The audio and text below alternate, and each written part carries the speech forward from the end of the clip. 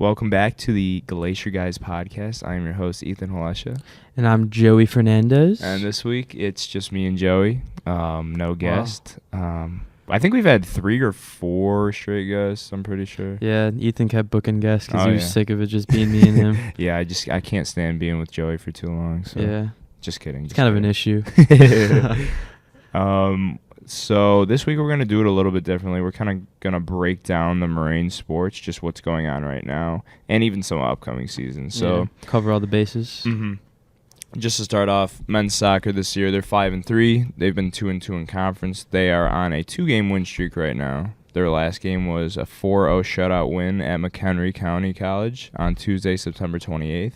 And then their next game is going to be at Elgin Community College on Tuesday, October 5th at 4 p.m. Would you say a bit of a hot streak going into playoffs? Oh, for sure. Yeah, definitely. And when they held their own against that the second best team in the country or whatever, that's impressive in itself. Yeah. Perhaps creating some momentum. Oh yeah, for sure. Rolling into the playoffs, that's definitely huge for them. For women's soccer, they're 4-2 overall, 2-1 in conference on a hot 3-game win streak. Ooh. Last game in soccer, they won 8-1 at Kankakee Community College. That is a drubbing. Man. I don't know if there's mercy rule or I don't think so in college. I don't know. They could have taken their foot off the gas a little bit, but they decided to step on their necks. Hey, but, you know, you got to do what you got to do, right? Yeah. Pad the stats a bit. And that game was on Saturday, September 25th. Their next game will be at Elgin Community College on Wednesday, October 6th at 4 p.m. Men's cross country. They have finished in 10th, 3rd, and 14th in 3 meets this year. And then their next meet's going to be the Ranger Open Saturday, October 2nd at 11:45 a.m.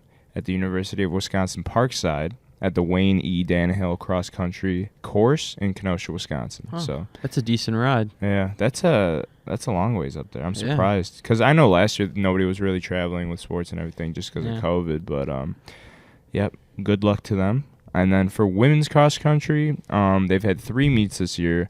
Unfortunately, they have yet to run with enough athletes to qualify for a team score. They've had 1 meet where they had 1 runner, 1 meet where they've had 2, and the next meet this past meet they had 3, and it said they were close. I think that you need 4. Yeah, I spoke to the coach a few weeks ago when I was writing a story on the men, and he said that they've had some promising runners, but they dealt with a lot of injuries this year, so they're just looking to improve and kind of just do what they can with who they have right now. Gotcha. I think I want to say that was an issue last year, I think, with the women's team as well. Yeah, it was. But they had some promise coming into the year, but injuries have just kind of derailed them. And you can't really do anything about that. So tough break. For sure. Their next meet's going to be the Ranger Open, same thing. Saturday, October 2nd at 11:40 a.m. Same place as the men's, University of Wisconsin Parkside. But this one's at 11:40 as opposed to, 11:40? Or I think they're at 11. I think I typed that in wrong. It's interesting, though. Yeah. Either way. Yeah. Men's golf, we've covered a bit, right? I wrote a story on them. They've been pretty successful overall. I mean, they've had as many second place finishes as you can count. It's just kind of Lake County is just the only reason that they're not dominating the conference currently, but what can you do? Yeah, they've had 6 second-place finishes in 9 events. I mean, you can't even be mad at that point. That's still really good. Yeah, so.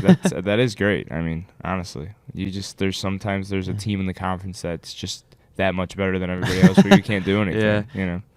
It's still a successful season so far. Sure. I mean, for sure. Who knows? Maybe they catch them on a tough day in one of the regionals. So. Hopefully. I mean, consistency is key, and they've definitely been consistent with their second-place finishes. So yeah, and at the regional course, they've played there already once. So and I think they might have played there twice. So they they've had some experience there. And then tomorrow, actually October 1st on a Friday, NJCAA Region 4 preview at Prairie View Golf Club in Byron, Illinois at 12 p.m. So watch out for that. Women's volleyball has actually been on a tear. They're 9-4, 3-1 in conference this year. They're on a 4-match win streak. I remember when we had Caitlin on, she said it wasn't going too great at the beginning. Yeah. But it seems like they found their stride. She seemed like she was pretty optimistic and in high hopes for good reason, as we see now. Yeah, it seems like she was mentioning they have a lot of good chemistry together and everything. I'm sure that has something to do with it. Yeah. Their last few matches they've shut out, but their last match, which was yesterday, they had a 3-0 shutout win at home versus Oakton Community College. And then their next match is not for a little while. It's next Wednesday, October 6th at 6 p.m. at home. They'll be facing Prairie State College, so watch out for that. Yeah, good for them. Women's tennis, 3-4 overall, 2-2 in conference. They're on a 2-game win streak, though, which is good. Last game was yesterday. They had a 6-3 victory at Illinois Valley Community College. And so they're on a little bit of a tear right now, which is good. Next game is today, actually. It's happening right now. It's at Bryant and Stratton College in Wisconsin. So it started at 2:45, so hopefully we get those results soon. Yeah, hopefully they've already taken the dub and they're on their way home. Hopefully. Hopefully. Men's baseball is kind of in fall off-season games. Yeah. I talked to Colin Bulger, who we had on the podcast. It's listed as a doubleheader, but he told me they're just playing 14 innings straight. That feels like a mental grind at the same time. Is that allowed? Like, is that legal? I mean, I feel like it just kind of no holds bar sometimes with, especially with fall ball. But yeah. I mean, it's still good practice because I feel like everyone should be able to get some at-bats and some innings in. So, I mean, it's kind of a little odd that they're not even going to take like a slight break. I mean, even playing like 7 and 7 How or do something you like that. Is it just, I don't know. I mean, it's just kind of like a continuous thing. But, I mean, I'm sure they're not even really caring about the score at that point. They're just kind of playing just to play. But oh, for sure. I mean, some good practice. Hopefully it prepares the boys for the real season, but you know. For sure. Starters going 14 innings strong. Yeah, one guy just hauling 230 pitches. Yeah, exactly. His arms just hanging out of the socket. Just rub some ice on it. Put some ice on it. I can assure that's probably not the case. Yeah, hopefully not. But watch out for that. Yeah, the doubleheader is October 1st, which is tomorrow, I believe. It is tomorrow.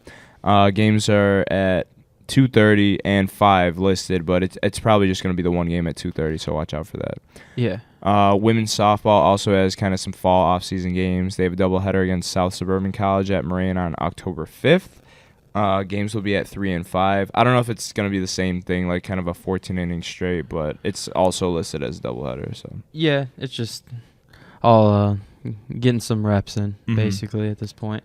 And so for women's basketball, they have the Toy Baylor Jamboree Tournament on Friday, October 1st, which is tomorrow, and Saturday, October 2nd at 1 p.m.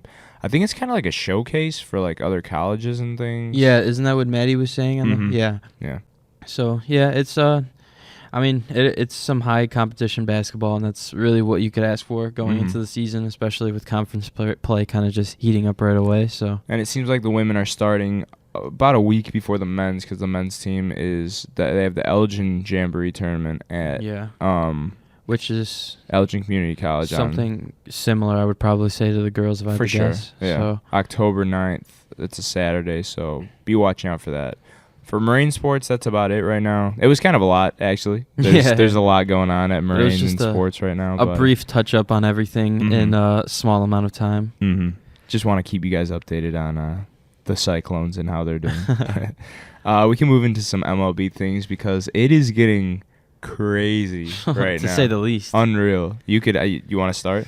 Oh, yeah. I got this. So, as we're taping this on Thursday, the 30th of September, every team is basically concluding their second-to-last series today. Basically everyone's concluding their second-to-last series today, and the Yankees are playing the Blue Jays, which, okay, I'm going to back this up a little bit. I'm getting a little caught up because there's 4 teams competing for 2 spots. It's the Yankees, unreal. The Red Sox, the Mariners, and the Blue Jays.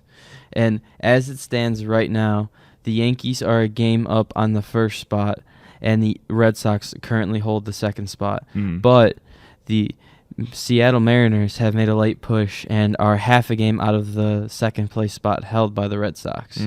So with that, the Blue Jays, who are playing the Yankees right now and 1 game left in the series tonight, are 1 game back of the Red Sox also. But if if all goes right, there could be a 4-way tiebreaker, or there could be some sort of tiebreaker with 3 teams holding 2 spots. You know what I mean? So well, that's what happened with the White Sox. Well, no, the no, White that Sox was for had the division. For the division. Yeah, Okay. but it's happened before, but some recent sort of examples are with the 2018 playoffs in the NL. It's not the exact same situation. It's with the NL Central and the NL West, where the Cubs and the Brewers had a tiebreaker for their division, and the Rockies and the Dodgers had a tiebreaker for their division. They both played their tiebreakers, and then the losers had to play against each other in the wild card, and the winners just went on into their own division series. So it's a little complicated, a little wonky, but it's kind of just handle it as the day goes. Wasn't it Cubs Rockies and the Cubs lost? Yeah, exactly. So the Cubs didn't make the playoffs? No, they made the playoffs as the wild card team, but they could have won the division if they beat the Brewers a day or two prior, right. but they lost to the Brewers at Wrigley, and then they played the Rockies and Tony Walters, and all that happened. Yeah. And then eventually, and that was a one and done, right? Like when they lost to the Rockies, they were that was just a one-game playoff. And then the Rockies went on to play the Brewers, who won the Central, and then they got swept out by the Brewers. Yeah. And then the Brewers went on to play the Dodgers in the CS and lost to the Dodgers. Yeah. So all of it ties together somehow. Yeah. A little bit of a tangent, but I felt like it was relevant. Yeah, for sure. Yeah, but I think it's gonna get a little crazy. Seattle is wrapping up their series with Oakland tonight, I believe, and the Yankees are wrapping up their series with the Blue Jays. And if the Yankees lose against Robbie Ray, which very well could happen as a Cy Young Who's pitching contender, for the Yankees tonight? Corey Kluber. So a little outmatched there, but he could definitely pull something together. Yeah. I'm not completely doubting them, obviously, because it's, any given day. But I think if the Yankees lose and the Blue Jays win, that's when it gets a little crazy, because the Yankees could easily be tied with the Red Sox come the end of the day. They could easily, Seattle could easily be in the mix, and the Blue Jays would obviously be in the mix. So it would make things even more crazy. So that's personally what I'm rooting for. The Yankees also have to play the Rays as their last series, so that's no slouch. That's the number 1 seed in the AL. Yeah. Boston's playing Washington, who's the last place team. They should at least take 2 out of 3, you'd assume. Seattle's playing the Angels, who are playing for nothing at this point. They can sneak up, obviously. And then Toronto is playing the Orioles. So yeah, the odds easily, the odds are stacked against the Yankees here. Which is kind of nice. For me personally too, I'm definitely rooting against the Yankees. Not the biggest Yankees guy personally. No. Nothing personal against them, but plus minus. Okay, so Seattle has a half game on Toronto. Yes, Seattle's this is ridiculous. Minus 48 in the run differential this year. Yeah, Toronto's plus 168. They're kind of an anomaly, yeah. That's insane. Yeah, it's kind of crazy. Yeah, they have on MLB.com they have like an expected win-loss record, and it has Seattle at 75-84, which is kind of funny. Yeah, I'm looking at that, and then Toronto's supposed to be 95-63. Yeah, because they have a better run differential than the division-winning White Sox, and they have 3 less wins. So it's kind of funny at how that goes. With the win totals, they would have the same as the White Sox as it stands, actually. So it's pretty crazy. That's what a tough division will do to you, I guess. But for sure, it'd be kind of funny to see Seattle make it, because not many teams have made it with a negative run differential. It's something, especially something like almost negative 50. And Seattle's been hot lately. Yeah, they've been hot. They're coming out torching. So it's gonna be tough. I think it's as crazy as it sounds. With the Yankees holding the first spot, I think they have the uphill battle. Yeah, for sure. Even though it's their just with the remaining schedule and everything. Yeah, as it stands right now, I'd probably predict Boston. I want to say Seattle, Really? Which is kind of funny. Yeah, I just think they're so hot right now. Like, they'd lose one more game this season max, in my opinion. I could see Toronto getting in there too, but yeah, I think all has to really go well for Toronto. Like, they need to win today and sweep. So the Yankees have what, 4 games left? Yeah. Okay. Including today. Yeah. So they could not even make the tiebreaker then, right? Yeah, they could easily lose tonight and then lose 2 to the Rays and get completely blown out of the playoffs. I just wonder what would happen to the Yankees roster if they didn't make the playoffs this year. They'd definitely. Judging from the old Steinbrenner Yankees, like George, they'd go out and just spend so much money that like it would be impossible for them not to go out and win a division next year. But I don't know. With Cashman, it's a little different nowadays. I don't know. I feel like they do go out and get a shortstop either way, but at the same time, it's like I know Aaron Boone's probably gone if they don't make the playoffs. There's just no chance in my mind that he sticks around. Yeah, for sure. I'm drawing a blank. Who's their shortstop? Their shortstop is currently Gio Urshela, but at the beginning of the season it was Gleyber Torres. But they basically switched up three of their infielders. It was DJ at second, Gio at third, and Gleyber at short. But Gleyber was so bad and not hitting well either at shortstop.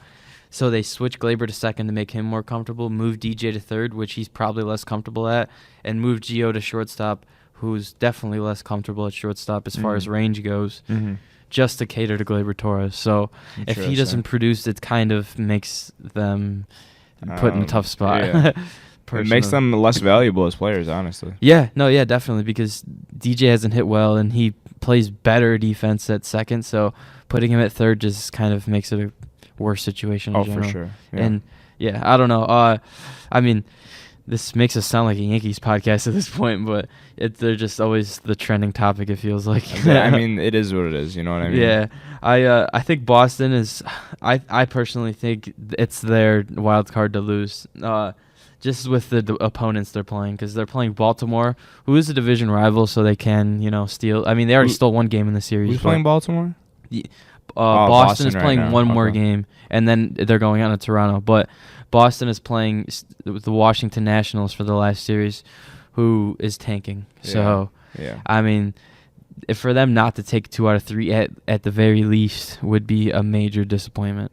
I would love to see the 4-way tie, though. That would be unreal. My God, that's a dream scenario. I don't even, to be honest with you, I don't even know what happens at that point. Honestly, that's unforsaken territory. Or unforeseen territory. But I know what you mean. I'd be a little lost for words. It's like not even our teams, and I'd still be like nervous and anxious just watching those games. You know what I mean? And then you said the Yankees are going in and playing Tampa. Yes, so by far the toughest matchup out of all 4. All right, so for this, I know they've switched it up in the last couple of years. How do they determine home field advantage for like the World Series per se? Is it whoever has the best record? Because I know it used to be the All-Star game. I want to say that's what it is. I'm not completely sure. Because I was gonna say, like, at this point, none of the division leaders are gonna catch Tampa. So are they really playing for anything right now? But they also want to have that momentum going into that's exactly what I was gonna say. They because the season ends on Monday. There's gonna be a 3 or 4 day gap. The playoffs start on Thursday, so they don't want to have too many days in between, especially for the hitters to stay in rhythm. Because say they stop trying tomorrow or today because they've clinched everything, that'd basically be like an IL stint for the whole team because they'd all have 10 days off of non-competitive baseball. I wonder if they would like do anything like if they'd prefer like the Yankees be in the playoffs. You know what I mean? Oh yeah, they definitely don't like the Yankees. Yeah. If out of anyone, I guarantee they don't like the Yankees. Yeah. I mean, they probably don't like the Red Sox and the Blue Jays all that much either. But if they can go out of their way to knock out their division rival, I guarantee they want to do that. For sure.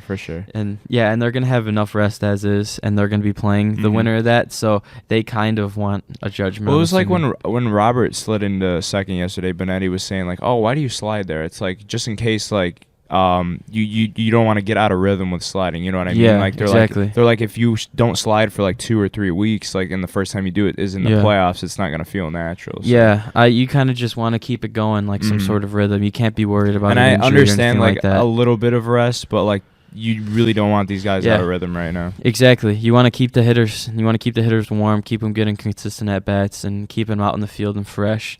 And also the pitchers just keep getting their innings and stuff like that. You know, obviously not going too hard with them and pushing them 115 pitches in an outing or anything like that, but consistent 5-6, which could easily get it done against the Yankees. You know, so it's definitely not a gimme here. I don't know for sure.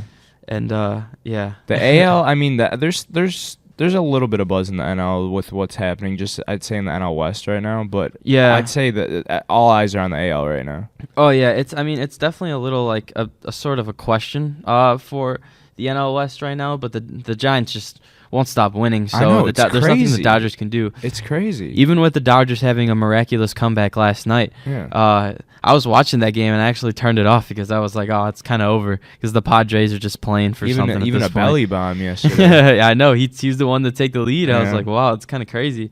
He cut the hair and he's just the same old belly before this year. Yeah, yeah. He's had a little bit of a resurgence, I'd say, in the last couple days.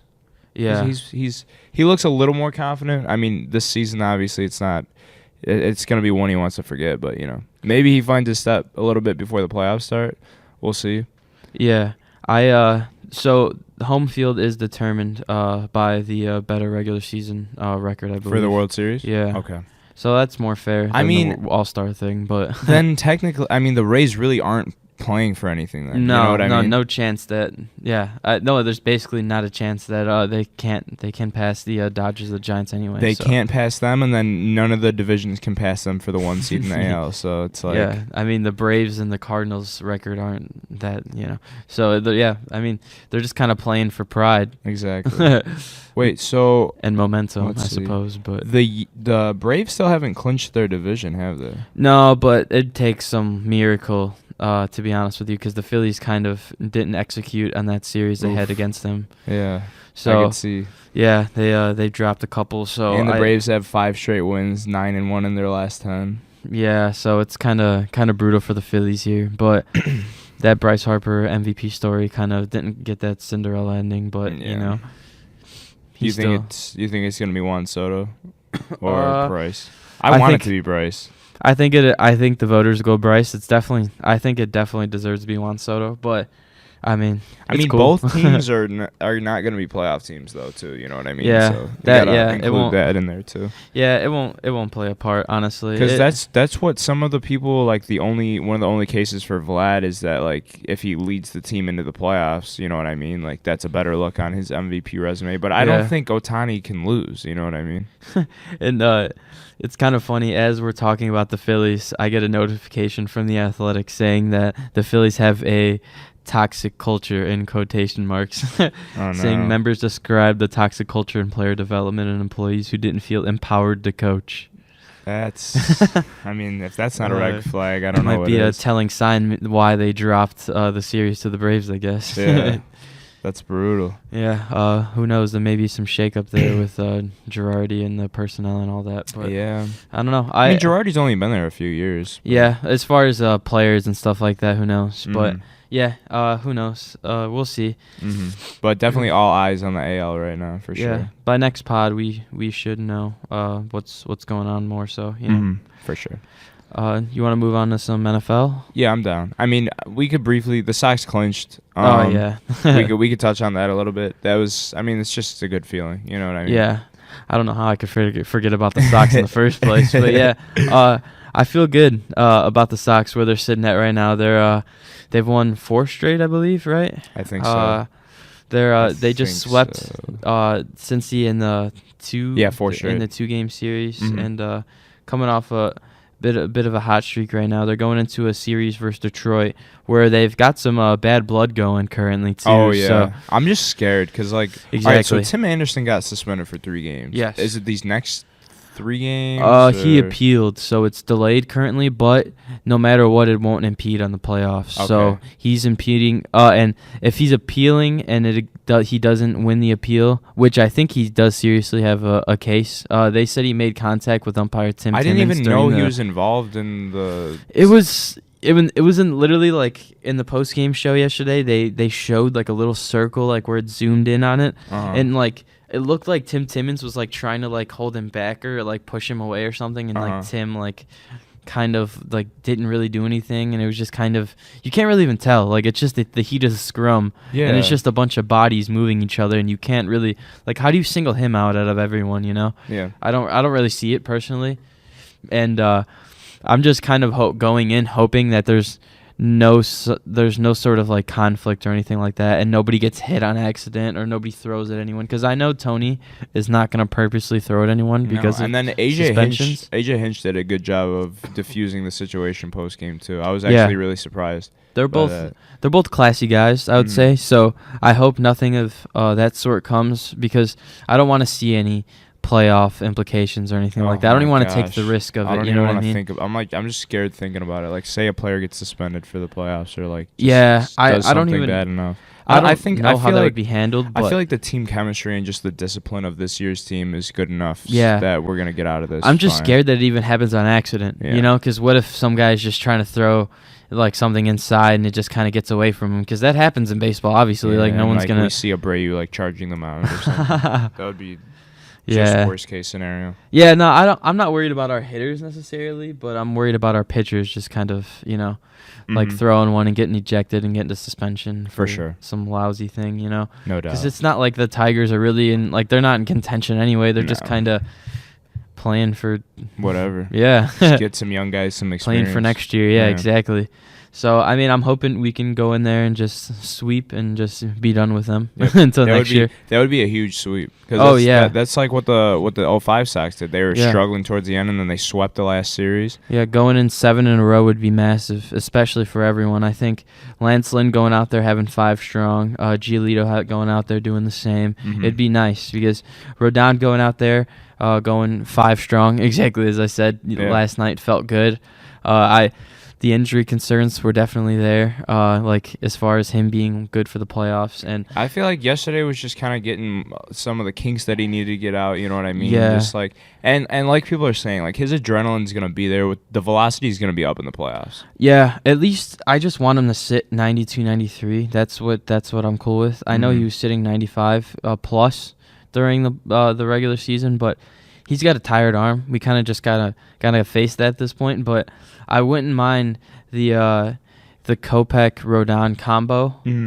They call it piggybacking is the term, where Rodon may go like 3 or 4, and you kind of play it by ear, and you have Kopech on the hook ready at any moment. And then Kopech can go 3 or 4. Exactly. Yeah. He goes 3 on his back, and they combine them as one starter. You know what I mean? So Rodon sees 1, maybe 2 times through the lineup. You know what I mean? And that just kind of that feeds the bullpen a lot, because at that point you can go to Bummer, you can go to Tepera, and then you could go to Kimbrel and Hendricks, and hopefully you have a lead by then. Yeah, for sure.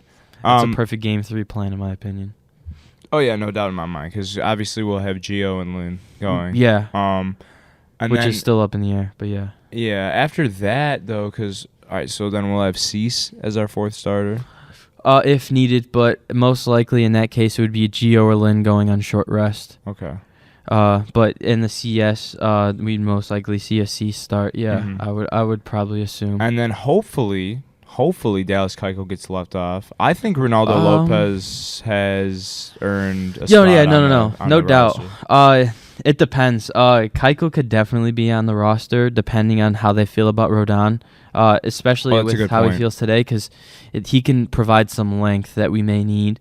But that could be a series or 2 thing on, like in the World Series if Rodon has got a tired arm. They might have Keuchel at hand for even like a long relief stint, like 2 or 3 innings, which is, it could be worse. Yeah. Like many teams, like a lot of teams could have it a lot worse than Dallas Keuchel, That's true. Like people may not like him and stuff and think he hasn't done very well and has taken accountability and all that stuff, but I don't know. I'm optimistic about him being like our last resort option, if that makes sense. Yeah, I'd agree with that for sure. And then before we move on to the NFL, there's an argument saying that Gavin Sheets could possibly have earned a playoffs roster spot. What do you think about that? I agree. I think it was basically announced when Brian Goodwin got put on the IL, because they could have easily just let him go or just DFA'd him or some sort, but they kind of put him on the IL, and that kind of announced it basically, announced it without announcing it, because they were both going to play the same role and they were both fighting for the same spot, because we know Billy's going to make it, we know Leori's going to be on the team, so I mean, and Engel obviously, and Vaughn, so it kind of just had to be one or the other, because they both specialize in hitting righties, so Sheets has played his way into it. Yeah. Especially lately. He's been raking lately. And coming up in some big moments also. So for sure. A lot of people are calling him future Mr. October. I'm honestly happy with just getting good in midseason and what he was able to kind of do for a little bit. He exceeded my expectations. Yeah, I believe he should be around in the dugout and stuff like that during the playoffs because he never technically got let go. He's just on the IL, so that'd be cool to have him in the dugout. Him and Billy are definitely some good motivators, I would say. Mm-hmm. They get the dugout pretty riled up sometimes, so it's pretty good energy to have, especially going into the playoffs. So does he have an injury, or they're just throwing him out? No, I'm sure he did, but it was something he probably could have played through in my estimation. Yeah, I feel you on that. I think we're in really good shape right now, honestly. If we could sweep this last series, like you said, that'd be massive. Or even 2 out of 3. Massive. That would be huge. Yeah, just winning this last series in general would be massive for the team. Yeah. I think we can move on from the MLB. Yeah. That actually went a little longer than I thought it would have, but that's fine. Which is fine. We're just gonna kind of cover some of the games, see what the spreads are like. Actually, we're gonna cover every game. So yeah, we're just gonna pick a winner and then possibly, if we want to throw out there some not betting advice, but what we think would happen. Yeah. As far as the spreads and how it may go. All right, so first game, we got Jaguars at Bengals. Since he is favored 7.5, I would say take the Bengals and take the spread. Jaguars are kind of lost right now, in my opinion. Yeah, I would agree with that. It just feels... It feels like a large spread for you know what I mean? Yeah, for a home team too, I'm honestly a little surprised that... the spread isn't like a 10.5, honestly, or an 8.5. But that's what scares me. Vegas knows all, so I know the Bengals are for sure winning this game. There's no doubt. But it just feels like a trap game. I don't know. I wanted, a part of me wants to say if you had to bet on the spread, who would you put it on? I think I'm going Jags. Really? Here. Yeah. It just feels good because it. It's not like the Bengals are a powerhouse or anything. Yeah, they've looked so bad, and I just, are they really going to look so bad for so long? Game. Is there not going to be at least one game where Trevor just comes out and slings it? Because it's not like the Bengals are a crazy defense. They're about an average unit, I would say, so far. So, I don't know. I feel like it's just one of those games where the Bengals just win by, a couple field goals, you know? Yeah. Maybe a couple field goals feels good to me. 6? Yeah, maybe a touchdown. Maybe. Just 7, they're right on the edge of best, the spread. Yeah. I don't know. Okay. I respect that. There's a scenario where it goes awful, obviously, but in my heart of hearts, I'd probably just go Jags here. Really? With the on spread. The spread. Yeah, with the spread. With the spread. But winner, obviously, we both think the Bengals are going to win that game. So. Yeah, I think it easily could be just a sloppy football game. Oh, yeah. Could be very low scoring, honestly, too. Yeah, that's what the 7.5 kind of gives me. Some bad mojo there. For sure. Next, we have Washington football team at Atlanta Falcons. Washington 1.5. I'm curious to hear what your thoughts are on this. I don't know. It's a part of me I have that thing in my head that makes me think Washington has been a good defense or is a good defense, but this year they have not been a good defense. So in my head, it's I just consider that all the time, and considering how bad the Falcons have looked, it just. I don't know. It's playing in the dome too. I feel like this could be a get right game for the Washington football team. I agree. I was thinking the exact same thing. And with Washington only being favored 1.5, even though they are the away team, I think I would take them on the spread too. Yeah, I think so too. Taylor Heineke's average at best. He's not terrible, you know. Yeah, he's also not a world beater, but I also think that Atlanta not being a very good run defense, they could just run all over them all day. And for sure. Kind of just make it one of those games where Matt Ryan's still slinging it in the fourth quarter down 2 touchdowns. So I feel like every Falcons game has gone ever in the past 3 years. But seriously. Yeah, I don't know. I just feel like it's one of those games where Chase Young pins his ears back and gets 2 or 3 sacks. To be honest. I think so too. Both of these teams are kind of struggling right now, but I do think that Washington's kind of poised for a bounce back game here. So especially against a struggling Falcons team. So we're both taking Falcons on the pick and on the spread. Agreed. Next, we have the Lions versus our Chicago Bears at home. and the Bears are only favored by 3 points. That is just kind of a slap in the face to all Bears fans. To be a home favorite against one of the worst teams in the NFL, and you're only getting 3. You're not even getting spotted 3.5. Yeah, I don't even want to say that's a spit in the face. It feels just right. Honestly. I don't even. There's no way else to put it. Honestly, I think. I say all that, and I still think the Bears cover. Really? Yeah, I think so. Part of me, like, my mind is saying that the Bears are going to cover the spread and win the game, but in my heart, I kind of want us to lose. Just, I don't. That's fair. You know what I mean? Like, I would be interested to see what happens with Nagy, because I feel like this year already for playoffs, it's kind of a throwaway. It is. The Packers are going to run away with this division. That's completely fair. But I just don't. It's just like we go out and we get embarrassed by the Rams. Then we actually have a good showing, a great defensive game against the Bengals. You know what I mean? Even though Justin Fields wasn't great in that game, he showed promise. Yeah, he showed a lot of promise. And then we go against the Browns, who respectfully are one of the better teams, if not one of the best teams in the league this year.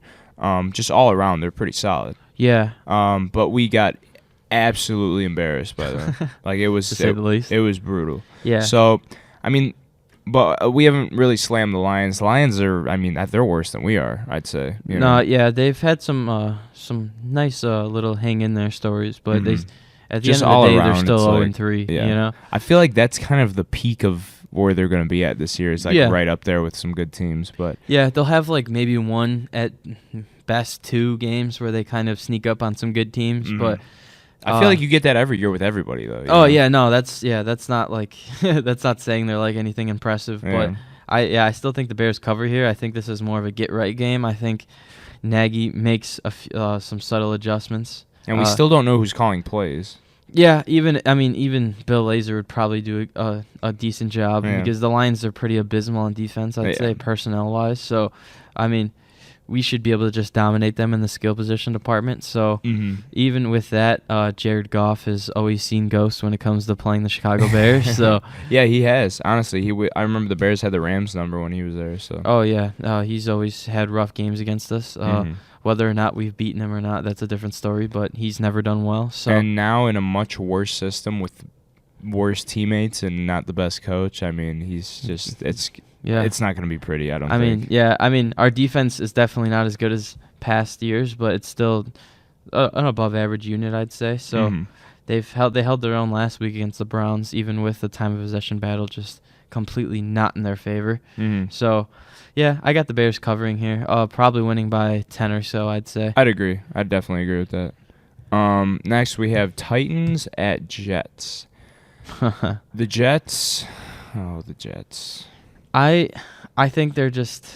I think this is what kind of comes with having a rookie gunslinger quarterback, especially with a first-year head coach and a first-year offensive coordinator. They're kind of just a newbie. I feel like they're an expansion team this year or something. You know what I mean? Kinda, yeah. I get that. I get that type of vibe from them. Zach Wilson's he's no matter what, he's gonna sling it, and the offensive line is not held up for him whatsoever. No, you can't even blame him. He's gonna be chucking some games, and some games he's gonna make some miraculous plays, and other games he's gonna have 4 interceptions in the first half. It's just kind of what it comes with. He's probably gonna throw over 20 interceptions this year. It's just whether or not you expect him to throw 2 to 4 interceptions this game or not. Yeah. Titans are favored 7.5. I would take the Titans on the spread for this game, honestly. I think I don't know. It's hard to say because the Titans have beat a few good teams. Their defense just doesn't impress me too much. Yeah. But I think I agree here. I think that it's not like a slam this spread or anything. Definitely not. I think it's Derrick Henry runs all over them, 125 yards type of day. So far on my prediction on Derrick Henry, I've been completely wrong. I just want to throw that out there. Yeah, it's still early though. Some guys have. I'm not gonna say I'm rooting for that or anything, but some guys could easily just get hurt, and then it makes you seem like a genius, And he's one of those guys. Just he's such a big body, and he's a powerful runner and everything. So it's just yeah, exactly. We'll see. But he's continuing to impress thus far. Yeah, exactly. I agree. I think Tennessee is probably the bet here. I don't feel great about it. But I don't either. I think that's what you got to go with here. For sure. All right, we have the Browns at the Vikings. Browns -2.5. I feel like that spread could be bigger. I don't know. How are the Vikings? It's because they're at home. That's literally. I think that's the reason they're not getting spotted more. I'm still surprised either way. Yeah. I mean, the Vikings have looked okay. Yeah, because they pushed the Bengals to overtime. Yeah. They challenged the Cardinals. Yeah. Beat the Seahawks. Exactly. So they've hung in there. They're a sneaky team. I still don't think they're that good though. No, I feel like taking the Browns is a good pick here though. I would to definitely not agree keep with taking that. favorites over and over, but it just feels good. Mm-hmm. I think Kirk Cousins may get harassed a little bit by Myles Garrett, and that could take him out of his element a little bit. And I know Dalvin Cook could take the pressure off, but I don't know. I feel good about the Browns here. Me I too. really do. They're honestly, when they're rolling, like they are definitely one of the best teams in the league. Yeah. They were right there hanging with the Chiefs. Beat the Texans fairly easily. Same with the Bears. Beat the Bears easily. That's an understatement. But I mean, they don't really have that many weaknesses in their no, entire, not really. Everything. Yeah, and Odell looked good coming back. I know they don't have Jarvis, who's their short guy, but I think they'll be just fine without him personally. Because that run game is nasty. And you saw Jarvis's short targets just went to Kareem Hunt, who's not a bad option to to give the ball out of the backfield to. Not at all. Yeah. So it'll be interesting. We'll see what happens. Yeah. All right, and then we have the Colts at the Dolphins. Let's see. Colts are 0-3 this year. Dolphins. Let's see. Excuse me. You all right? Yeah, a little. Just had to clear your throat. Yeah, exactly. I personally, I got the Colts winning this game. Yeah. So that means I probably have them taking.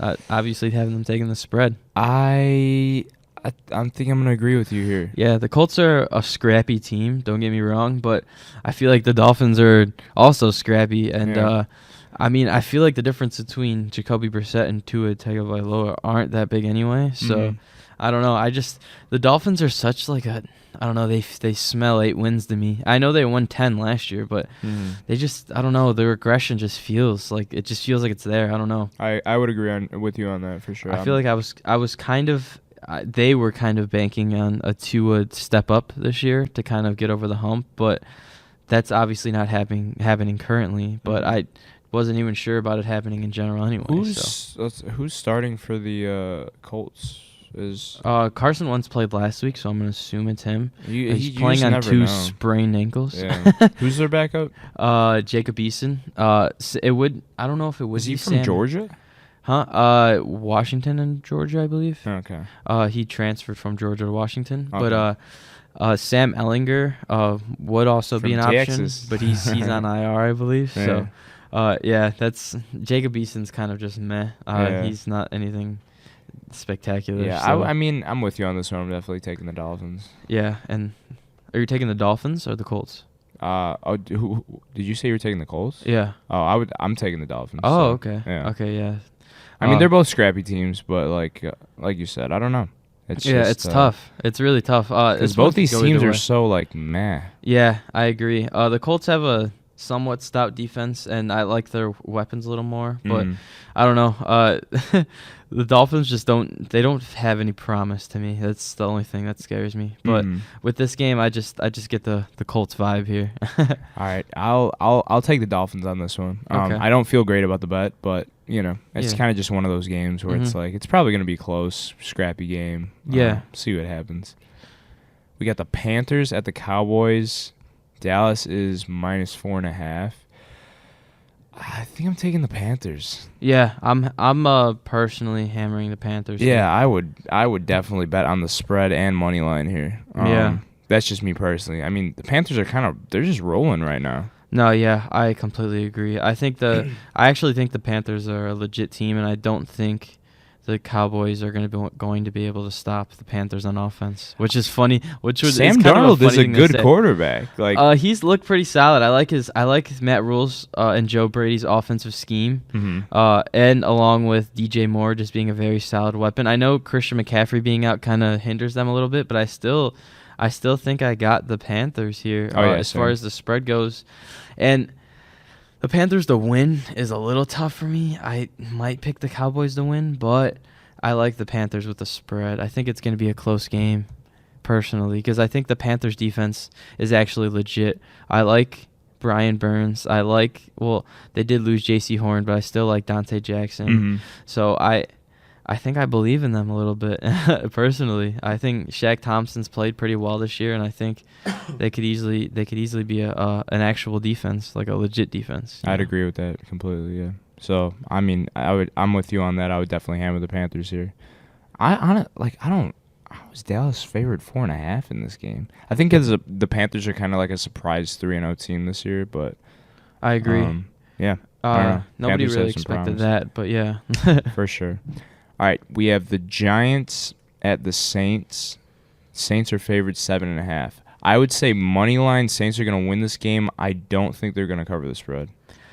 That's me personally. I think I'm hammering the money line on the spread for the Saints here. Yeah, it just feels like a Daniel Jones fumbles 2 times. Like it just feels like it to me. I don't know. I could see the Giants I could possibly see the Giants kind of sneaking, like stealing a win here, but I don't know why. I just feel like it's going to be like a 3-point game. The Saints, that first week against the Packers, I feel like they didn't even play the Packers. It's an anomaly. Yeah, that was just a fluke game. I think also the Saints defense is also legit in my opinion. So that's the reason I got the spread covering here, because I just feel like the Giants would get limited on offense. You think so? Yeah, I could see. I just feel like their offense just has a bunch of question marks kind of right now with Winston. Yeah, I get that. First year starter in the system. He's been great. The first game he was great. A little bit of inconsistency lately.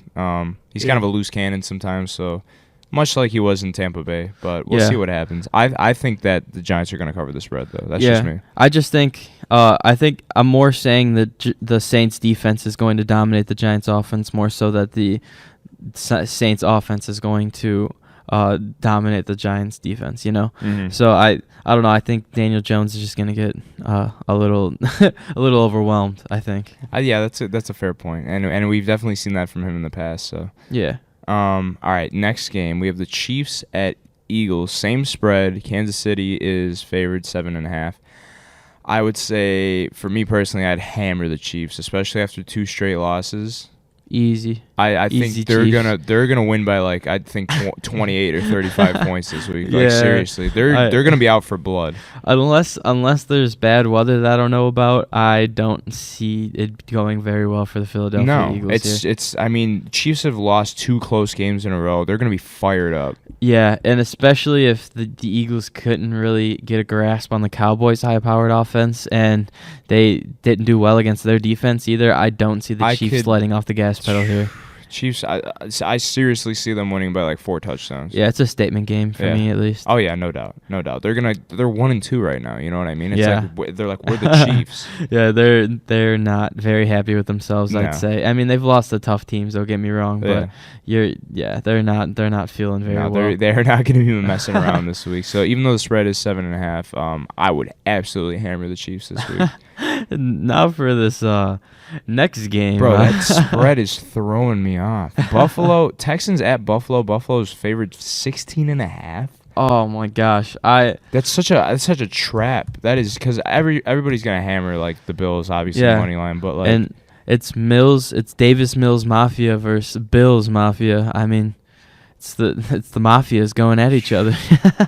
Okay, let's see. The Bills, They've looked good in their last 2 games. No, yeah, they lost to the Steelers, which is a tough defense, week 1, and then they've just kind of... And week 1's kind of just a bunch of weird things are going on. And then they just dominated the Dolphins, and then they dominated the... Washington football team. Okay, yeah. And Josh Allen finally found his step last game, in full stride.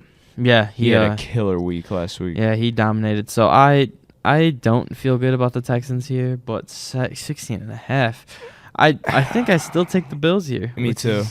I don't know. I think it's more just because I think Texans, their defense is gonna get lit up. Yeah, the Texans and David Culley and Davis Mills, they really didn't open up the playbook too much, and they were kind of dinking and dunking a little bit on Thursday Night Football. So I don't feel too great about it. I think it's gonna be the only thing that scares me about the spread is the garbage time. Yeah. That's true. You know, it's one of those games. I'd see them like only winning by 14 at the end because of like a late touchdown. Brandon Cooks with the 45 touchdown. Yeah, exactly. And Cooks can do that. I mean, he's been surprisingly extremely consistent this year. Yeah. So I mean, yeah, I don't feel great about taking the spread here, but I would, if I had to choose, I would take Buffalo minus 16.5. Yeah, I agree. I mean, Buffalo's obviously winning, but yeah, I think that's what I'm going with also. We have Cardinals at Rams minus 4.5. I think people you can make a case that the Rams are the best team in the league right now. Yeah, but, no, agree. But sometimes the best teams, they lose games. Sometimes they lose divisional games. And when you're coming off a high, beating the defending champions, I can seriously see the Cardinals winning this game by like 3 points, maybe 7 points. I would take moneyline Cardinals. I think they upset the Rams this week. I think I'm taking the Cardinals I'm taking the Cardinals spread wise. Mm-hmm. But I'm taking the Rams to win. You think so? Yeah. I think they're just going to keep on rolling. I don't know. I think Sean McVay just I just see a little hiccup in the season somewhere. No, you know definitely. What I mean? They're going to lose somewhere. Yeah. I don't see them as undefeated. Yeah, exactly. So, I mean, I don't know. I see Kyler maybe throwing an interception at the end of the game, and that's just kind of that's a fair point too. You know, it's just like that one little thing that causes them not to win. Stafford, I'm honestly happy for Matt Stafford. He's just showing how good of a quarterback he can be in a great system. You know what I mean? Yeah. As Bears fans, I mean, we've seen it at firsthand. And he's dangerous. He's just, I mean, when you're in Detroit, there's only so much you could really do. All those days he woke up feeling dangerous and he couldn't do anything about it. So you would take the Cardinals on the spread, but you still think the Rams are going to win? Yep. I don't know. I just see the Cardinals kind of sneaking out this game right here, maybe winning on a last-second field goal or something. Okay. Yeah, I can get behind that. That's just, it can go either way. I agree. All right, so we have Seahawks at Niners. Niners are minus 3. I want to hear what you say. It's tough. This is such a... Because the Seahawks have probably... They could have very well won all their games so far. Yeah. They probably should have won all their games, especially against the Titans. That game was a little frustrating to watch, but it was a classic Seattle Seahawks game to lose. But, man, it's tough. I think it's going to be very close. I can't really put my finger on it, but I think the Seahawks probably win and cover, obviously, if they win. I'd agree. Yeah, that's literally what I was going to say. Yeah, I think there's just 49ers, something about the Niners, like it's a very close game. Don't get me wrong; it goes down to the wire, but I just think the Seahawks edge it out just slightly. I'd agree with you. I was very interested to see what you'd say because it's like it's gonna be close. Like this game's gonna be really close. Yeah. Divisional matchup. It's always close. Oh yeah. Between and the Niners, they're not a pushover team or anything, but injuries and then Jimmy G's like. He's average at best, you know what I mean? Yeah, he's not going to win you any games, but it's about can they contain the theatrics of Russell. I just said with the list with Russell Wilson. No, but I could definitely see some like huge plays by like Russell to Lockett for 75 yards or you know what I mean? Yeah, like they always feels just inevitable. Pull that. I mean, or DK just somehow getting an 80-yard yeah. touchdown or something. Even when there's guys over the top staring at him every play, but yeah. Oh yeah, for sure. So yeah, I would take Seahawks on spread, obviously, and then I would take the money line too. Yeah, and on to the next game. This is blowing my mind that the Broncos are favored. That's crazy. It's because of the 3-0 thing, and they're at home. But I'm not buying into the Denver Broncos until I see them. I was watching an ESPN show yesterday, and they said they're a legit team. Like, I mean, to each his own on their opinions, I guess, but I don't see it quite yet. They've played the Giants, the Jaguars, and the Jets. You think you can't really take anything from that? Yeah, and those are 3 of the worst teams in the entire league. They've beat them all by 10 plus. Arguably the 3 worst teams in the league, though. No, yeah, exactly. That's what I was getting at. It's kind of like, well, is this fool's gold? And I can't take them -1 against the Ravens. No, I can't either. The Ravens, who have beat the Kansas City Chiefs already. Yeah, they are dangerous. And I feel like this game could be a slap in the face for the Broncos. I could see the Ravens winning by like 21 points possibly. Yeah, I think Denver defense is good, don't get me wrong. Yeah, but I don't see them winning this game. And their that's offense, basically what this their game offense is isn't great either. Teddy's been fine, but he's not. You got Teddy Bridgewater versus Lamar Jackson, 2 Louisville quarterbacks, but I think we all know who's better here. 2 completely different Louisville quarterbacks at that. Completely different. Yeah, I don't know. Both first-round picks, though, man. But I don't see a scenario where Denver comes out here and wins this game. I'm not gonna lie, because they're basically with the -1, they're going just basically a straight-up money line, you know. So yeah, I would definitely bet on the Ravens. I just can't believe they're favored. That's crazy to me. I know. I know it's at home and they're 3-0, but damn. Yeah, maybe like a Ravens +1. That's what crazy. A Ravens -1. That's what I would have guessed. But yeah. I don't see it. I personally don't. Yeah, I would definitely take the Ravens here. Yeah. Let's see. Then we have the Steelers at the Packers. Steelers are kind of falling apart at the seams right now. Yeah, I think it's easy Packers moneyline spread here. I would agree with you on that. Big Ben, I mean, targeting. Still slinging it 58 times a game. Najee Harris, 14 catches last week. Yeah. But that's kind of just showing that Roethlisberger is scared to push it down the field. I don't know if it's scared or if he can. Yeah. That's what I mean. I know. He physically can't.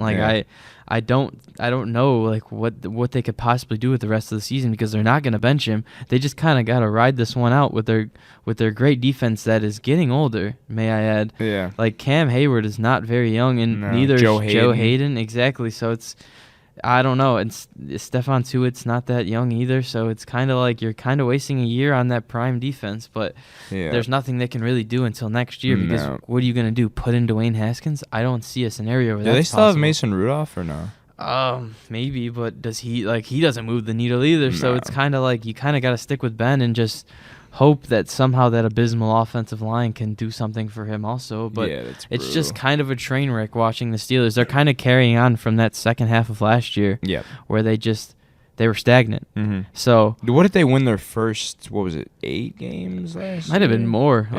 9 or 10? Like 11-ish, 11, 12. That sounds right. Yeah, and they just kind of as soon as they got smoked by the Browns. Stagnant until it's hard to watch. It really is. Like watching a Steelers game is not very frustrating. Fun. Yeah, for sure. Because their defense just plays great, but Ben gives them no favors, and it's just kind of his body deteriorating. It's not his fault at this point, so it's kind of hard to put any blame on him. It's just kind of how it is. It's just funny still seeing Tomlin and Roethlisberger tandem. It's funny because they're always like, I feel like throughout all these years, they're always in like the pretty good category for teams. And he was always like a heavier dude who couldn't really move much. So like it was always like, okay, he's a heavier guy, he doesn't move well, but he's got a killer arm. Yeah, and then now now he's a skinnier guy who still can't move, so it just looks a little weird. But it's just kind of a funny dynamic. They said they were getting quotes from people close to the Steelers yesterday, and they said that he's nothing more than a game facilitator. And I agree. I would agree with that, but that's just like so kind of sad to hear. Yeah, I know, because you know him as the Big Ben, who is like every bone in his body's broken, but he's just still somehow scrambling around the pocket, maneuvering and finding something. And now every bone in his body's broken, but he just cannot move anymore. So he's got that going for him. It's finally all caught up to him. Agreed. So I would take Packers -7.5. Packers money line, obviously. Yeah. All right, now on to second to last game. The Sunday night football game. Sunday night game. This is gonna be crazy because Brady's 67 yards away from the passing record or something, which he should break. Which he's going to break in Foxborough against his former team, against his former coach. With all that all those storylines going on. You can't write it better than this. Yeah. With the heir apparent starting. Maybe heir apparent starting on the other side of the field. I mean, I don't know. Tampa Bay is favored by 7 here as road favorites, but I mean, man, like, what do you expect from this game? Because Tom said there's so many different, there's so many narratives and different things you have to consider here with Bill. Tom saying he knows what he's expecting from Bill and all that. It's just, and then Bill could say the same about Tom. It's just all coach speak. Coach speak from the coach at quarterback. But it's hard because people were saying, when Brady was in Foxborough, his only criticism was, well, can he win without, what's his name, Belichick? So he goes to Tampa, vice versa. Yeah. He goes to Tampa and wins, and then everyone's saying, well, that just proves he's better because, Bill without Brady doesn't make the playoffs, but Tampa went out and got all these weapons, you know what I mean? So there's a lot of factors involved. And as much as Bill acts like he doesn't care, he cares. Yeah, he wants to be known as that mastermind, that who facilitated the whole thing, and Brady was just a pawn to everything, Yeah, but I mean, Brady's kind of a psychopath, in his just winning ways and everything. I think both of them have a little crazy in them, which is probably why it didn't work it worked, but while it didn't end after a little bit. And then you heard things of, Brady wanted to leave after 2017. Yeah, and their last departure conversation was over a Brady phone call. wanted to meet in person. He's like, I don't really have time for that. Dude, you were with this guy for 20 years. Yeah, that was the biggest spite move. That's the biggest Bill move. I'm sure he was salty that he was leaving too. Yeah, no doubt. With all the things that could happen in this game, I would take Tampa money line, Tampa spread still. I'm going Tampa money line, and I have a scenario in my head where Tampa Bay just throws a party on their field and just slinging it all around the field the whole game, and Mac Jones throws 2 picks, and it's just a brutal game for all the Patriots fans. But something in my head tells me that Tampa Bay wins this game, but it's a lot closer than people think. I think 3 points. Yeah, I think it's like a 16-13 game or something like that. Yeah, just because it's just a real gritty game. Yeah, I think Brady comes out, has an early fumble or an early pick or something like that, and it's kind of like a defensive stalwart game, and kind of not throws a wrench in his I just wonder how Brady's gonna react just to the crowd just being in. I don't know. They're not gonna boo him, so it's just, I don't know. I feel like it's gonna be a little emotional for him, so maybe he's not on his A game, So that's what I don't know. I think it's a little bit of a sloppy game, but he obviously breaks the record, but I don't think it's the prettiest game, the storybook, it's a Cinderella type thing that he's probably going for, Who do you take on the spread? The Patriots. Patriots? Yeah, I got Tampa Bay winning, okay, but I got the Patriots probably covering that spread. Yeah, personally, I still like Tampa on the spread. That's just me, though. Yeah. I think they'll win by If it wasn't Tampa, 10, it'd be different. 10 maybe. That would be my guess. But this game's going to be crazy. No doubt. It's going to be awesome. Very awesome game.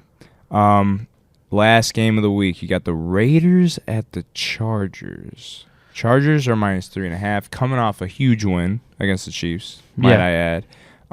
Both teams are coming out firing right now. Yeah. I know the Chargers are... 2-1. Okay, 2-1, and then what about the Raiders? Because I know the Raiders, they snuck that win against the Ravens. That game was nuts. They're 3-0. Ravens are 3-0. I mean, the Raiders.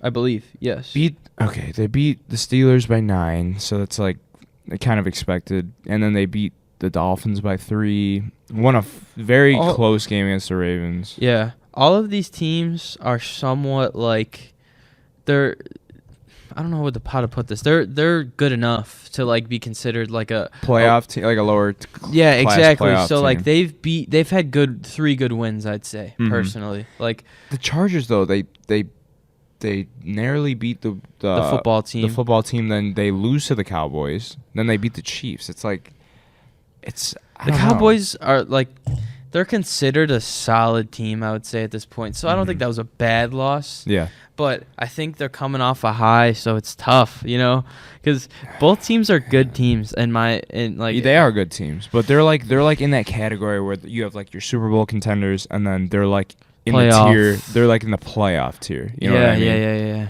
I completely agree. They're very like similar in the way that I view them. Yeah, no, I agree. I think the Chargers have a little more upside just because the Raiders, just with Derek Carr and John Gruden, have just never seemed to be able to get over that hump. And I really like Justin Herbert too. Yeah, exactly. And the Chargers are that new, fresh team with the new head coach Brandon Staley. So, man, but the 3.5, they're at home, but I don't know. It's that new stadium. I mean, they played there already, but man, both teams have like new stadiums. I think the Chargers win, but it's like, dude, yeah, the money line, because I could easily see this being a game where the Chargers win by like a field goal. You know what I mean? Or like an OT game because the Raiders have been playing everything close. Yeah. My gut is telling me Chargers, but like you said, I mean, I wouldn't be comfortable with either pick here. I think the Chargers win an OT by a field goal.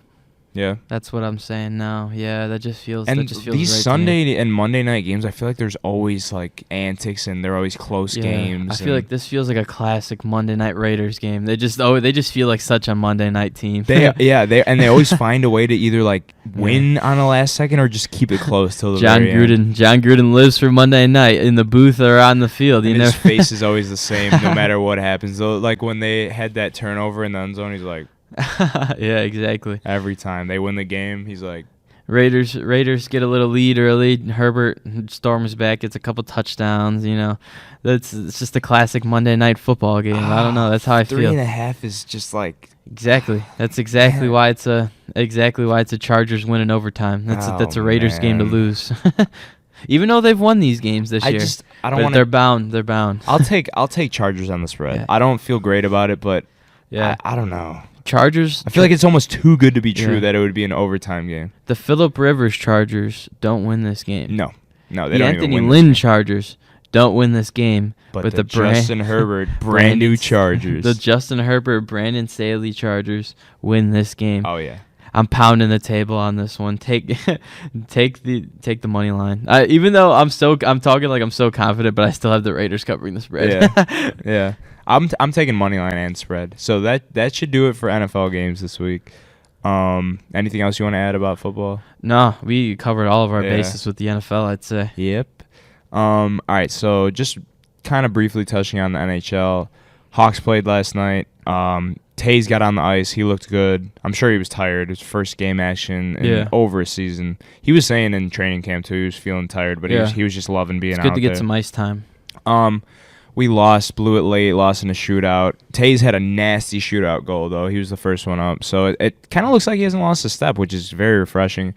I don't care if we win or lose in preseason, but it's just I'm seeing some good things, so that's what I'm happy about. Oh, yeah. You just want to get an overall, like, general, like, how the team may play, like some... Just getting some of the dust off. Exactly. Yeah. And just how they play together, It was nice. There was definitely some good things yesterday during the game, so very excited about the season coming up. For sure.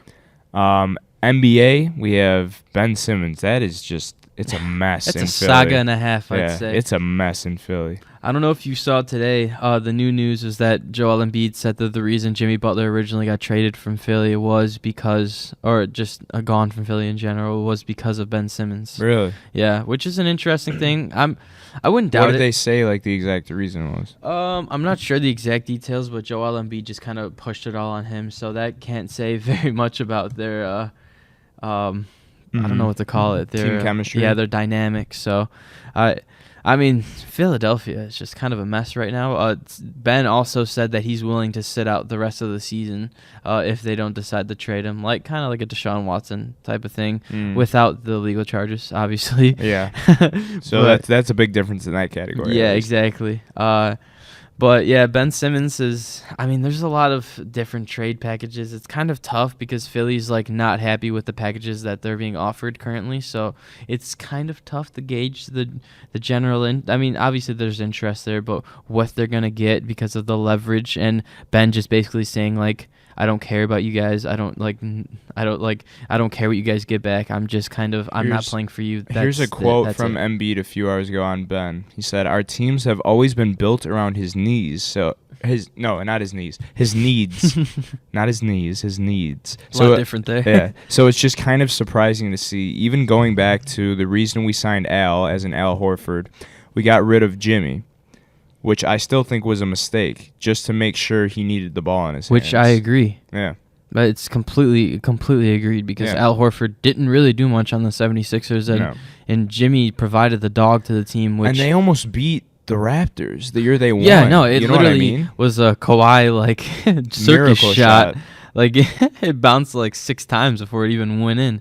And yeah, I mean, it's tough. I've never been the biggest you can win with Ben Simmons guy. I'm not gonna lie, because just of a pure playoff floor spacing thing, and I mean, it kind of just some of the decisions he was making. It was brutal to watch. Yeah, and just him never being able to shoot threes and never really even attempting to. I mean, you'd see him shooting. You'd make like 5 in a row in practice, and they'd post that same video every offseason, oh, there Ben goes. Yeah. He's finally going to do it this year, and he just never does it. Yeah. And he's not talking to teammates. He's telling them he doesn't want to be. It's a really bad look for Ben Simmons. He gives me a real diva persona.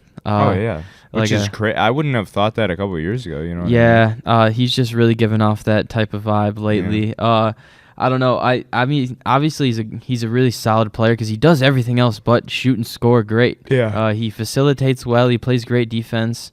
I mean, he does everything. He does everything well. It's just, I don't know. It's weird with the kind of packages and the kind of way teams need to be structured for him to do well in a system. He was kind of their poster boy for a couple of years there. He was. And now that he's just doesn't even want to play for the team, it's just like a slap right in the face of Philly. Because they could have got so much more for him if they decided to end ties with him earlier, but they kind of always just held off and wanted to make it work with Ben Simmons to say it was their homegrown guy. And then for it to fall back and kind of just splat in their faces kind of sucks for them because they have a weird direction to go in right now with the season kind of starting soon. Yeah, because they have a decent team still, but who did they lose to in the playoffs last year? Ooh, I'm trying to think. I don't think it was anyone. Was it the special. Hawks? Yeah, I want to say it was the Hawks. Yeah, okay. That's a good call. Yeah, they. I'm pretty sure it was because they beat the Knicks. The Hawks beat the Knicks, and then they won. I want to say they beat the Sixers after. So yeah, it's a little not good there to say the least. Yeah, I mean, and then I think everybody remembers last postseason when Simmons had the wide open layup and he just kicked the ball out for no reason. Yeah, that's what I'm saying. I think his confidence was also a little down, and he was just kind of done with being in Philly. So it's not a great dynamic there, and they kind of need to cut ties as quick as they can. I know they want the right package, but you kind of just gotta cut your losses. I mean, you have no leverage at this point. With the NBA, it's a players' league, and when he's set on his thing, they can't make him play, and he clearly doesn't care about the money. Kind of a Kawhi situation when he was with the Spurs. Yeah, that's just kind of how it goes now. The players have control now with the union and all that stuff, so they kind of just got to Which is fair, but it's kind of just it's, I don't know, it's kind of frustrating. For their sake, I hope that they're calling their bluff, and they're just hoping teams get into a bidding war for Ben Simmons. Mm-hmm. But, I mean, I don't know what teams are, just jumping out of their socks to go and sign Ben Simmons. So, I know there's some general interest, but it's just, I don't know. It's really tough to know because of the packages. It's some sort of C.J. McCollum swap maybe, but who knows if the Trailblazers are even offering that or anything like that, or if the Sixers want a pick or something like that. Right. So it's a little tough. Right. Yep. So, I mean, it's going to be interesting to see what happens with that for sure. Yeah. Moving on to some Bulls. I mean, I have pretty high hopes for this season, to be honest. Yeah, I agree. I hope that they can be at least a top 6 seed in the playoffs. I'd say right around a 5 seed maybe. Yeah, 5 or 6. I'd hope for that. Best case, maybe a 3, if everything goes well. But I'd say a 5 seed's pretty realistic. I'm just hoping for improvement, because everyone's got a solid deal for a few years. So I just want to see everyone mesh for the first year, and maybe next year we can shuffle the roster if needed. Maybe just the development comes around and we don't even need to, and just hopefully we can. We'll see. Make it to a final. I mean, we have a solid head coach. We've got a franchise point guard, in my opinion. Yeah, I mean, Lonzo Ball. Yeah, and then a franchise player in general in Zach LaVine, and then some very solid veterans. DeMar DeRozan, Alex Caruso. You got Vooch.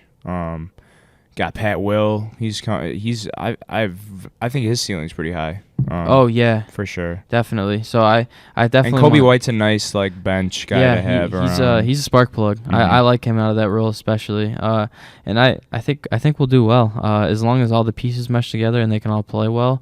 I mean, I don't see why not. A playoff berth for sure. Like if we don't make the playoffs, that's a major disappointment, and there's some cause for concern. But I don't see a scenario. Chicago is losing their minds right now on everyone's saying like we're gonna win the championship and stuff. Which I mean, it's not gonna happen the first year. Exactly.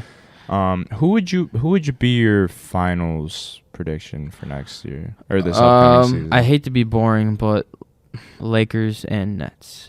Lakers and Nets. That was the same exact one last year, and I'm sticking to it now. Yeah, I think the Nets, I mean, I just feel like they're going to be more healthy this year. Yeah, without the Nets and Lakers injuries, I think that probably would have been the same last year. Yeah. Not to discredit the Phoenix Suns or the Bucks. Yeah, but that's what I think in my opinion. Yeah, it is what it is. That's going to be a crazy star-studded finals if that's... I know. And literally all the big players in the league, basically. As a Russell Westbrook stan, that's what I'm rooting for also, by the way. KD versus Russ. Just had to throw that out there. Oh, for sure. That's crazy, yeah. I mean, NBA-wise, I think since the season hasn't started, we can move on to a little bit of PGA. We'll touch more on it soon. PGA golf. USA just dominated the Ryder Cup. They beat Team Europe. USA. Exactly. And this stat, the average. All right, so there's 12 players in the Ryder Cup team for the U.S. Their average rank in the world between the 12 guys was 8.9th in the world. That is absurd. Yeah, that means like they have the majority of the top 10 players in the world. Yeah, they got the upper echelon of golfers, I'd say, in home. For sure. And honestly, like this just, I mean, I don't know if you watched any of the Ryder Cup, but it was Slight crazy. Yeah. There was like the energy there, like Justin Thomas firing up the crowd. They're throwing beers down to the guys. They're shotgunning. It's crazy. Like, I don't know. It was just awesome. And USA ended up winning 19-9, which was a huge win. Dustin Johnson was the 4th golfer all time to go 5-0 in all of his matches. He's the oldest player on the team. Yeah, so that's pretty ridiculous. There's a lot of youth in U.S. pro golf right now. There's so many good young guys. You got like Xander Schauffele, Berger, who I mean Spieth's still fairly young. Yeah. Max Homa.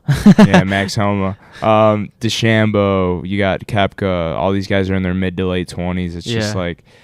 And they were saying, I think it was either 4 or 5 guys on the Europe team. They're all over 40 years old. They just can't keep up with these young U.S. kids.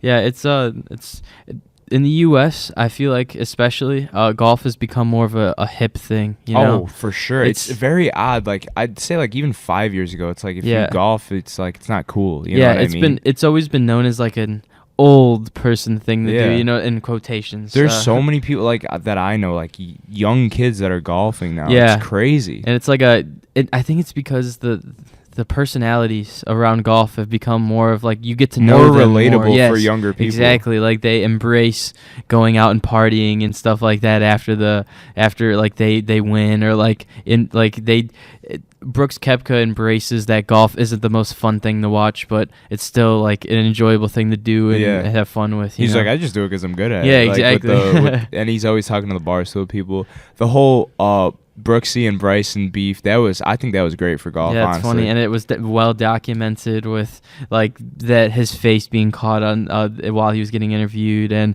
like the name and all that stuff like that, and calling Bryson Brooksy what he's teeing. Yeah, and Bryson maybe taking it to heart a little too much and getting everyone who says the name like banned or kicked out of meets and stuff like that. And then this past weekend they squashed their beef.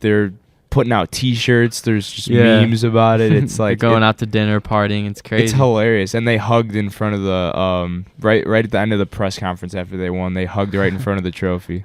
It's just how a home country could bring two enemies together, I guess. Exactly. And yeah, Justin Thomas, he was firing up. He's another one of those young golfers. He was just firing up the crowd the whole weekend. He's just things I can't repeat on here. But yeah, it's just crazy. And Dustin Johnson, if you haven't seen it yet, go watch him after they won the press conference. It's hilarious.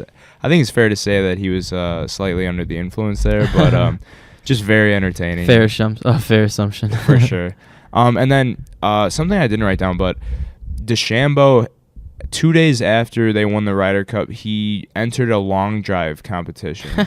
And he's made it past the first 2 heats. He came in second yesterday, and he's on to like the last 32. Because like he had a 410-yard drive in the Ryder Cup. Like he's the longest driver in the history of the PGA Tour. Yeah. So he went to go do like the long drive contest where that's all these guys do. Just for fun. And he's like holding his own with them, which is just insane.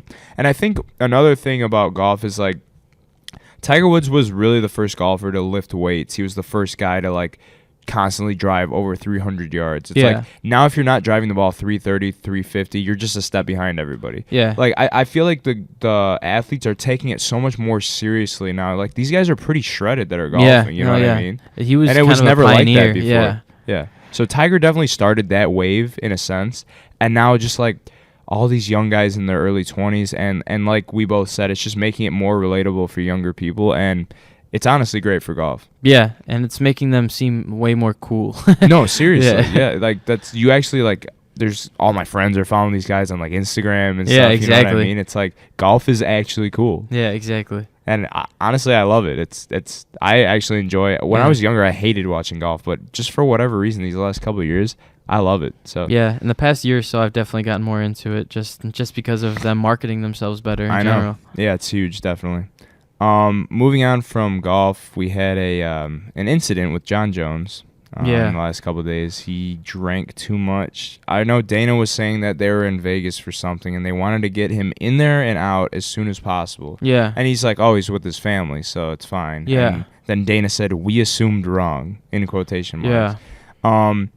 Domestic violence issue, is it with his girlfriend, his wife? Yeah, I don't think we need to go too much into detail, but it was a dispute with his wife, and the cops got involved, and he got arrested, and I don't think the charges really went anywhere, but at the same time, not a good look. No, you really hate to see it from a guy like that, especially since he's had a history of everything like that, especially with substance abuse and alcohol issues. Alcohol especially, yeah. It's just you really don't want to see a guy going down that path again. I know the next day he had that Instagram story about never drinking alcohol and how he's back in the gym and all this stuff. But we've heard this before. It's the same old, and you at some point you just don't want to see him do it. You know, it's kind of all it is. Like you don't want to hear about it. You don't want to see him do it, and it's unexcusable. I know, like he's personally my favorite fighter, and I always defend him and stuff like that. But stuff like this, you don't defend him on. You can't excuse it. Yeah, it's. And I think he's the UFC GOAT. For sure. But it's just like this is such a bad look, and he's already on thin ice. Yeah, it's just I think it takes one more of these. Hopefully, we don't see. He might get banned for life from the UFC. Yeah, and you don't want to see him out of the octagon. You know, you want to see him. You want to see him back in the octagon. You want to see him competing. And his window's closing. You know what I mean? Exactly. He's 33 years old or whatever he is, 33, 34. And his prime window is definitely closing. Yeah. So he's just not doing himself any favors. Exactly. I mean, he's just gotta. He's not going to fight for the rest of this year. I mean, at best, I think he fights in the middle of next year, at best. So, I mean, hopefully he gets better. Hopefully he gets help if needed. And I think, that he should seriously get some help. Yeah. This is just an ongoing, every couple of years we see something like this. Yeah, and hopefully you don't see anything like this from it again. Yep. That's all. And then Dana they're asking him about it in a press conference, and he's just saying he's waiting on legal issues to make a decision. He said that Jones should have gave up alcohol 10 years ago because this has been a problem forever. I mean, I think everybody agrees on Especially, that. he's got... Even John, in the right state of mind, would agree with that. It's well known that he has he's had some mental issues, and with the substance abuse issues, that never is a good mix, you know? Yeah. And it's bad press for the UFC, too, because there's a lot of good fights coming up and everything. So it's and just it clouds everything else, Yeah, very unfortunate. So wish the best for John. Hopefully he gets some help. For sure. Into boxing, you want to? Yeah, I just wanted to acknowledge Manny Pacquiao and his great career. How many divisions did he win over? I think it was either 5 or 8, I heard. It's a ridiculous amount. Yeah. He has the most. I think he's won in the most divisions out of any boxer in history. Yeah, he was such a mainstay in boxing for a really long time, and I thought, he won 8 divisions. But that's insane. I just wanted to acknowledge his great career and how much he's accomplished. And I think he started fighting at like 112 and made it up to 155. Like he's just fought at every weight. You know what I mean? He's fought the biggest names. Yeah. He's won 12 major world titles, and he's the first boxer to win the lineal championship in 5 different weight classes. That's what it was. Okay, 5 different weight classes. Yeah, 8 division. That's 5 different weight classes. That's insane. Yeah, he won world championships across 4 decades. The 1990s, the 2000s, 2010s, and the 2020s. So that's pretty crazy if you ask me. He's generated 20.1 million in pay-per-view buys and 1.2 million in revenue from his 25 pay-per-view bouts. So 1.2 billion? Yes. Wow. So he's a great guy. So yeah, I'm seeing this here. Second highest paid athlete in the world, 2015. Yeah, I mean, he held. I wonder which championship he held across the 2020s. I'm not interested to see. It was what's it called? The WBA super welterweight title. Okay. Wow. That's wild. Yeah. Yeah, shout out Manny Pacquiao. Great career. He lost to Floyd, but Floyd is he's my boxing GOAT. I'm just gonna throw that out there. Yeah, agreed. But I mean, he was still a hell of a fighter. He fought so much too. He's done it all. Yeah, he's one of the catalysts of boxing in my 72, opinion, especially this era. Yeah. Total fights. I mean, that's absurd.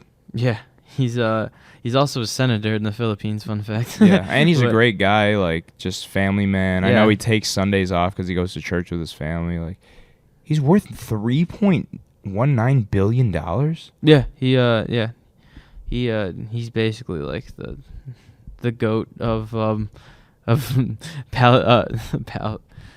Philippines in general. Yeah. Like he literally is like their guy. Like that's crazy. Yeah. So I mean, great dude though. He does a lot for his country. So for sure. Good for him on a good career. Yeah.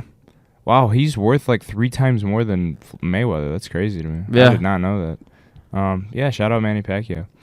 I think that should do it for this week. We covered a lot. We covered a lot of local things. There's a lot of buzz going on in the sports world right now. Especially next week, we're going to have a lot to talk about MLB-wise, I'm pretty sure. Yeah, definitely. So definitely check that out. Thank you guys for joining us this week. This episode will be available on the Glacier. There will be links to it for SoundCloud, YouTube, and Apple Podcasts. Thank you guys for listening, and we'll see you next week. Peace.